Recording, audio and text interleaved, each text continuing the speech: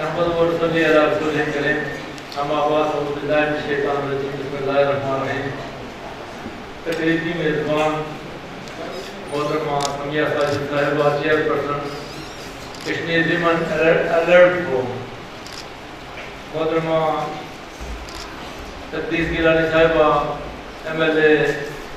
معروف scholar, human right activist, مسئلہ کشمیر پر بڑی گہری نظر رکھنے والی شخصیت، انتہائی واجب الاحترام جناب سرکار ظاہر عباسی صاحب، secretary elementary and secondary education, مہمانان گرامی، اس تقریب کے منتظمین، اساتذہ کرام اور طلبہ و طالبات،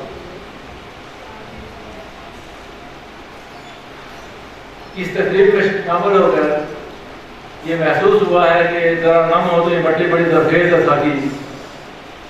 جس طرح ہمارے بچوں نے اور بچیوں نے،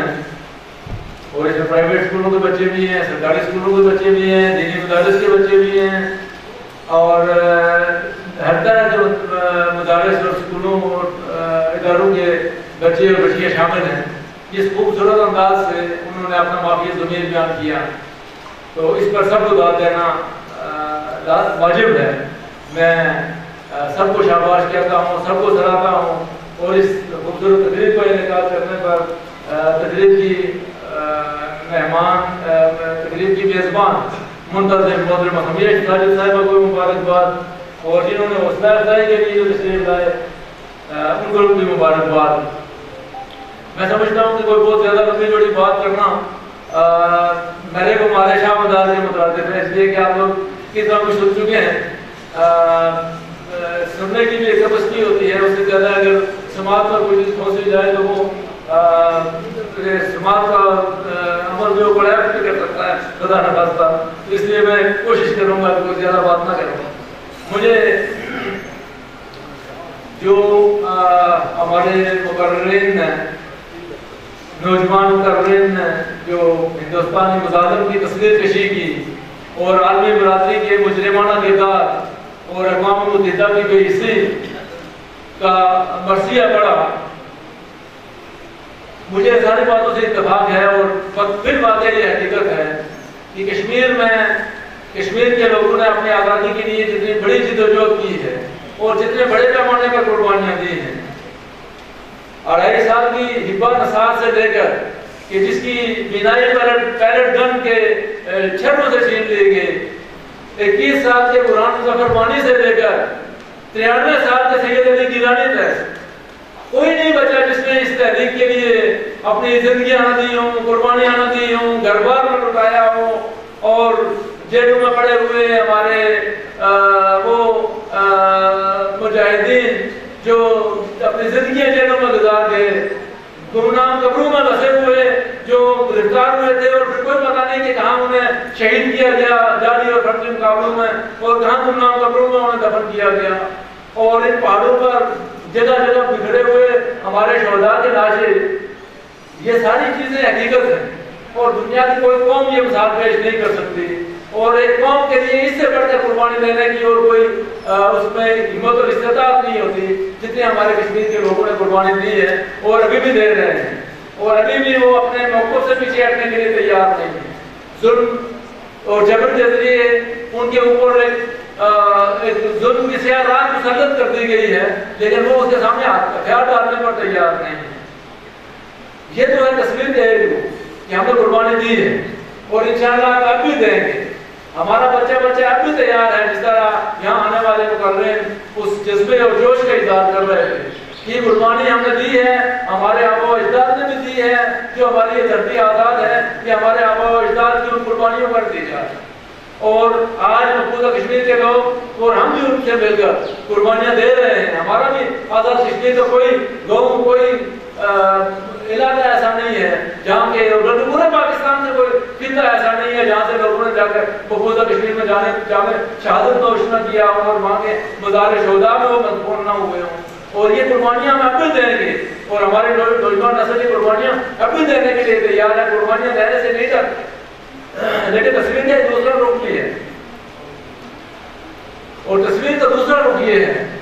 بدقسمتی یہ ہے کہ ہم اللہ کے لیے، دین کے لیے جان دینے کے لیے تو تیار ہیں، دین کے لیے، دین کے نام پر جینے کے لیے تیار نہیں ہے، زندگی اس کے مطابق بسر کرنے کے لیے تیار نہیں ہے۔ یہ جو اللہ کے لیے جو جان دینا چاہتے ہیں، قربانی دینا چاہتے ہیں، بہت بڑا جذبہ ہے، اور جو قربانی دیتے ہیں ان کو بہت بڑا مقام ہے، لیکن جو جیتے ہیں، جو زندگی گزارتے ہیں باطل کی آنکھوں میں آنکھیں ڈال کر، وہ بھی ایک بڑا مقام ہے ان کا۔ برتر از اندیشہ سود و زیاں ہے زندگی، برتر از اندیشہ سود و زیاں ہے زندگی، ہے کبھی جان اور کبھی تسلیم جان ہے زندگی، کبھی یہ جان قربان کرنی پڑتی ہے اور کبھی یہ جان کسی اعلیٰ مقصد کے لیے باقی رکھ کر اس مقصد کو حاصل کرنا پڑتا ہے، اور اس کے لیے جدوجہد کرنی پڑتی ہے۔ ہمارے پیش نظر یہ بھی ہونا چاہیے، ہم یہ چاہتے ہیں کہ آپ لوگ اعلیٰ تعلیم حاصل کریں، معیاری تعلیم حاصل کریں، زندگی کے دور پہ اتنے آگے بڑھیں کہ آپ جب عالمی سطح پر قیادت کے منصب پر فائز ہو، جا کر دنیا میں بڑے بڑے فورم پر آپ جا کر بات کریں، آپ کی بات دنیا میں مانی جائے، آپ کی اتنی اچیومنٹس ہوں، آپ اپنے ملک کو، اپنے خطے کو اتنی ترقی دیں کہ دنیا آپ کو رشک کے نظروں سے دیکھے اور آپ کی بات سنی جائے اور آپ کی بات مانی جائے۔ ہندوستان بھی آپ کے سامنے جھکنے پر مجبور ہوگا اور عالمی برادری بھی آپ کی طرف توجہ دینے پر مجبور ہوگی۔ ہمارے ایک ڈاکٹر عبدالقدیر خان نے ایک کاغذ مناظرہ میں دے دیا تھا، جس کی وجہ سے آج ہم دشمن کی دھمکیوں کو مذاق میں اڑا دیتے ہیں، ورنہ تو ہمیں اپنی جان کے لاگے پڑے ہوئے تھے۔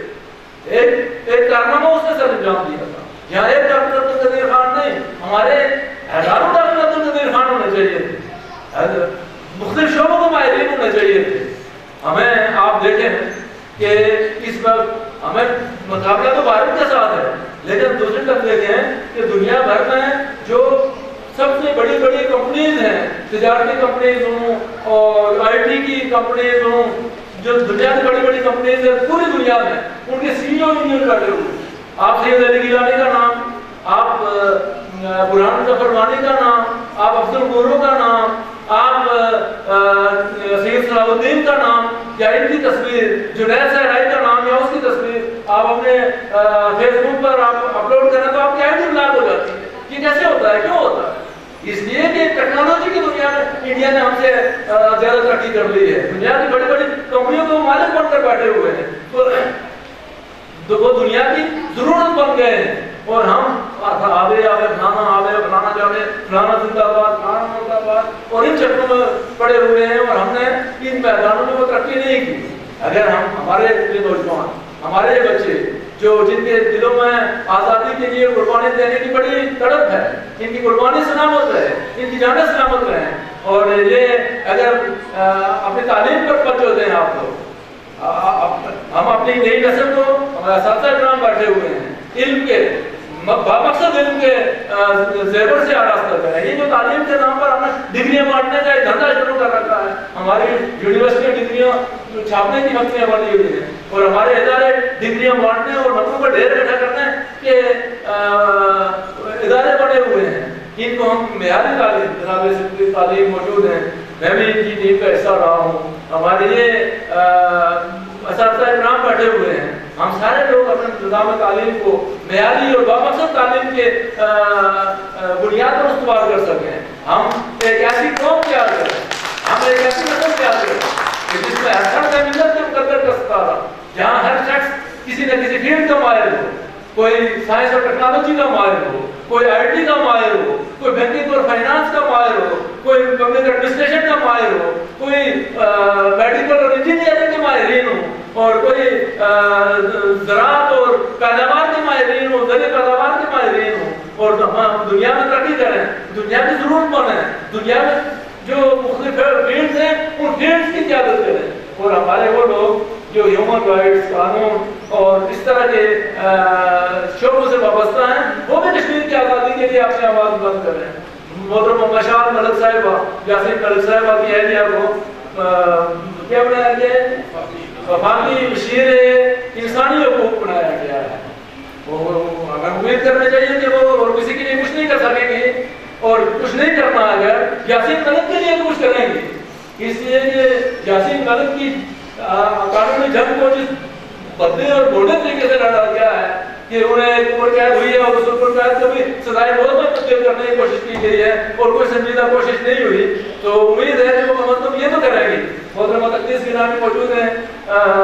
मुल्की सतह पर भी और आलमी सतह पर भी अपनी आवाज़ बुलंद करते रहती है। इस तरह से जो हमारे माहिरीन हैं वो अपनी आवाज़ बुलंद करें। हमारे जो मैदान जिहाद में बरसर पैकार मुजाहिदीन हैं उनके साथ भी हम खड़े हैं, वो भी अपने ऐसे का काम कर रहे हैं। लेकिन आपके पास एक ये भी मौजूद है जिसे फजूल कामों के लिए इस्तेमाल करते हैं कि इसकी ताकत उन बंदूकों से बहुत बढ़कर है जो महाज जंग पर चल रही है। अगर इसको भी दुरुस्त तरीके से इस्तेमाल करें और मीडिया के महाज को दुरुस्त तरीके से इस्तेमाल करें, तो कहने का मकसद ये है कि हमारे करने के बहुत सारे काम हैं, बहुत सारे महाज हैं। हमें कहीं किसी एक जगह पर हमारी सोच अटक करना रह जाए कि जनाब हम लड़कर ही कश्मीर आज़ाद करवा सकते हैं। हो सकता है कि और बहुत सारे तरीके हों कश्मीर आज़ाद करवाने के। हमें उन मैदानों को भी एक्सप्लोर करके देखना चाहिए, वहाँ भी अपनी भारत का लोहा मनवा कर देखना चाहिए। हम तरक्की करेंगे, तालीम हासिल करेंगे, टेक्नोलॉजी की ज़रूरत से अपने आप को रास्ता करेंगे और अपने आप को मुकाबले की दौड़ में दुनिया की दूसरी कौमों से आगे ले जाएंगे, तो इंशाअल्लाह वो वक्त दूर नहीं, कोई बहुत ज़्यादा दूर नहीं कि हमें हो सकता है कि गोली चलाए बगैर भी और लड़े बगैर भी कश्मीर हासिल करने में कश्मीर आज़ाद करवाने में कामयाब हो जाए। लेकिन उसके लिए क़यादत की ज़रूरत है और हमारी क़यादत की विजन की ज़रूरत है और एक इंटीग्रेटेड एफर्ट्स की ज़रूरत है जो हमारी क़यादत और हुकूमतों की सतह पर होना चाहिए। उनको भी इस तरफ तवज्जो करते रहने की ज़रूरत है।